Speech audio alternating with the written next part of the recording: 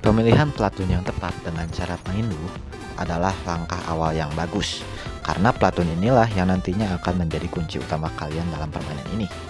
Di awal game, kalian bakal dikasih 3 pilihan platoon, yaitu Panzer IV F2, M4A1, dan juga T34 1940. Ketiga tank ini punya kelebihan dan kegunaan masing-masing. Contohnya Panzer IV F2 punya meriam yang lebih panjang, otomatis penetrasinya juga ikut kuat.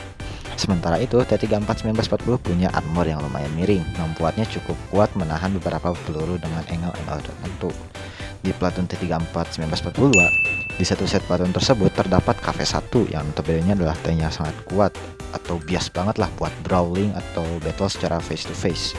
Oh iya, di setiap platoon terdapat 4 kendaraan. Biasanya sih ada 2 tank medium atau destroyer dan 1 light vehicle atau heavy tank untuk di low tier. Untuk up tier gua kurang ngerti kayak gimana. Dan sisanya sih atau salah satu kendaraannya itu paling cuma SPA atau kendaraan anti pesawat. Di game ini juga terdapat 3 map yang ada di War Thunder PC, namun diperkecil, yaitu Factory, Jepang, Stalingrad, dan juga Poland. Nah, keempat map ini memiliki obstacle dan spot yang berbeda-beda, seperti Stalingrad yang pada area runtuhan kayak gitulah, jadi susah lewatnya, dan juga map Jepang yang memiliki banyak gundukan disambung dengan rumah-rumahan kayak pedesaan gitu. Nah, yang kalian harus lakukan adalah mencari spot seenak mungkin seperti area musuh lewat atau semacamnya, contohnya seperti yang di bawah ini. Nah, map juga sangat penting buat kalian berlindung dari pesawat musuh ataupun kabur dari musuh, entah itu membuat kalian susah dibom atau membuat musuh harus ganti posisi menembak. Aviation atau pesawat hanya bisa digunakan bila kalian menkill satu kendaraan musuh. Aviation ini membuat kalian bisa menggunakan pesawat saat musuh sedang capture area atau sembunyi, atau juga untuk mencegat bomber atau istilahnya intercept gitulah. Perlu diingat, ketika kalian menggunakan aviation, kalian harus menunggu beberapa detik dahulu. Jadi pastikan kalian berada di area yang aman, karena saat kalian menggunakan aviation, kendaraan kalian akan out of control untuk beberapa saat, memberikan kesempatan bagi musuh untuk menyerang kalian. Kalau mau membedakan tank mana yang sedang menggunakan aviation atau tidak, kalian hanya perlu melihat nama di atasnya. Ada gambar pesawat atau tidak? Jika ada, maka kalian bisa menghancurkan kendaraan tersebut dengan mudah. Perlu diingat, aviation itu pesawatnya random, jadi hoki-hokian lah. Entah itu pesawat yang bagus atau tidak, terserah developernya. Contohnya di Fighter ada pesawat Corsair yang membawa roket untuk ground attack ke kendaraan yang ada di bawah kalian gitulah. Enak lah istilahnya. Tambahan, kalau kalian bingung cara mudah menembak pesawat musuh gimana saat kalian mengintercept bomber, kalian bisa cek bagian crosshair di dekat pesawat musuh untuk mempermudah menembak pesawat. Hal ini juga berlaku untuk spot di platoon, namun hanya untuk jarak tertentu saja. Ini sangat penting, terlebih lagi bagi kalian yang sering asal rush, nanti malah mati konyol kan. Beberapa tank ada yang memiliki armor tipis di beberapa bagian, contohnya M4A1. Meski sedikit fleksibel, M4A1 memiliki armor yang cukup tipis di depannya, membuatnya mudah dipenetrasi oleh tank lawan dari depan, apalagi yang up tier. Untuk itu, kalian harus sebisa mungkin melindungi bagian vital kendaraan kalian. Kalian bisa membuat armor tank kalian lebih tebal dengan melakukan angling atau diserongin. User Tiger H1 pasti ngerti lah ya. Namun, perlu diketahui, cara tersebut tak terlalu manjur di tank dengan armor tipis kelas Hellcat gitu. Jadi kalian gak perlu repot-repot lah mikirin angling-angling kalau pakai tank yang tipis armornya. Kalian bisa melihat kelebihan dan kekurangan kendaraan kalian di deskripsi setiap kendaraan saat di lobby. Semakin banyak area merah, semakin tipis armor tank tersebut untuk armornya ya.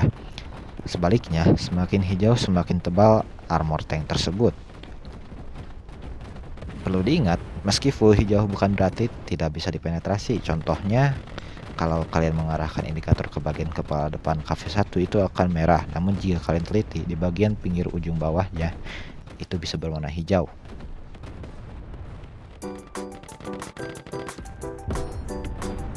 Karena amulet di game ini sangatlah mudah, tak seperti di WOTB ya, yang gacha. Hehehe. Untuk itu disarankan membawa peluru secukupnya, karena kalau kebanyakan kalian nanti akan semakin mudah untuk terkena amorek. Jika kalian kehabisan peluru, kalian hanya perlu diam di area capture tim kalian agar bisa restock peluru kendaraan kalian atau tank. Amorek juga sangat penting karena itu bagian vital untuk melawan tank musuh dengan 1 kali peluru untuk menghemat peluru ya. Contoh area Amorek adalah Tiger H1 yang memiliki Amorek di bagian pinggir kiri dekat driver, itu bisa ditembus dari depan atau dari pinggir.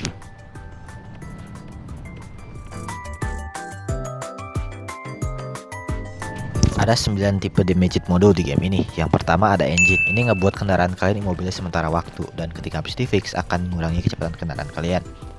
Untuk menghilangkan hal tersebut, Anda harus menggunakan kit yang kayak ada gambar medkit sama kunci Inggrisnya gitu.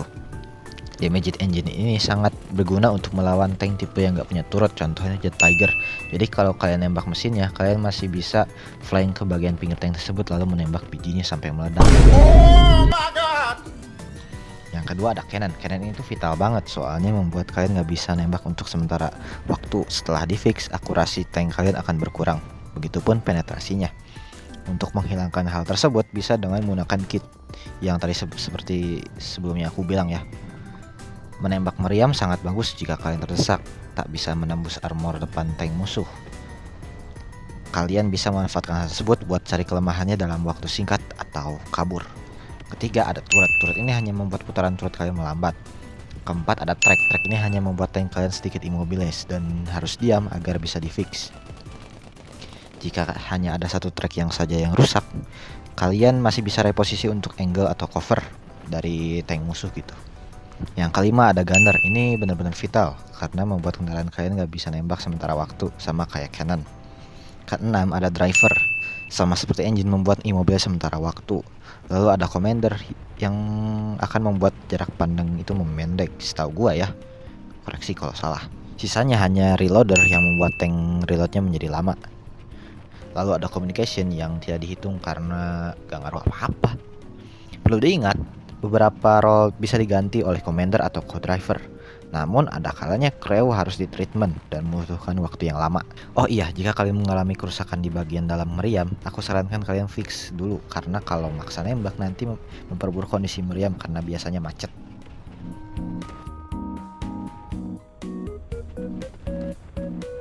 Memahami tank musuh sangat penting dalam pertempuran karena itu akan membuat kalian lebih hemat dalam penggunaan peluru. Contohnya jika kalian menggunakan Tiger H1 dan melawan tank yang sama, kalian bisa menembak bagian pinggir kiri untuk mendapatkan Amorek. Namun jika tak sempat, kalian bisa menembak bagian tengah untuk nge-kill semua krunya. Memahami tank musuh juga penting untuk menghindari up tiers. Jangan coba-coba melawan tank yang kalian rasa tak sanggup lawan. Contohnya jika kalian menggunakan M4A3 melawan Jet Tiger, kalau maksa ya malah kalian yang malah meledak gitu. Jadi mati konyol gitu.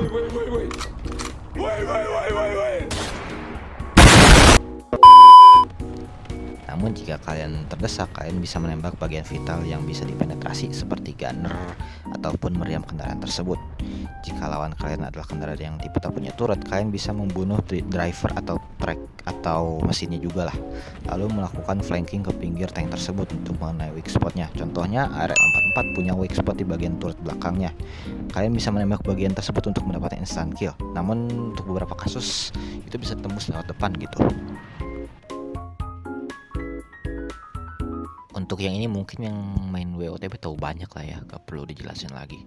Contohnya kayak HE, High Explosive memberikan efek ledakan lebih besar ketimbang peluru lain karena lebih banyak membawa muatan TNT.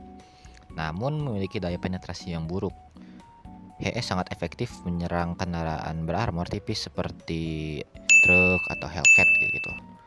Sebaliknya, APCR ini atau Armor Piercing Capped Rigid ini memiliki daya penetrasi yang tinggi, membuatnya bisa tembus ke armor yang lebih tebal, namun tak membawa muatan TNT manapun.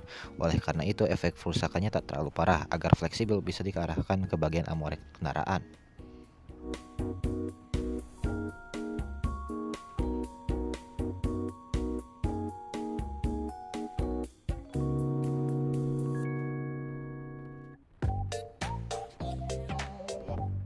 Arsenal ini tuh kayak semacam pelengkap gitulah. Contohnya di bagian artileri ini ada high caliber sama mortar. Mortar biasanya sih punya akurasi yang tinggi, namun daya hancurnya kecil, cocok buat light vehicle. Sementara large caliber memiliki akurasi yang buruk, namun efek kerusakannya lebih cocok untuk heavy vehicle. Lalu ada senapan mesin, ada peluru piercing untuk menembus baja tebal, namun ya gak tebal-tebal amat lah ya. Selain itu juga terdapat smoke kayak pelontar smoke grenade gitu. Terus ada tong smoke yang ada di belakang tank biasanya sih ya. Dan juga smoke yang keluar lewat kendaraan, gue gak tahu itu namanya apa.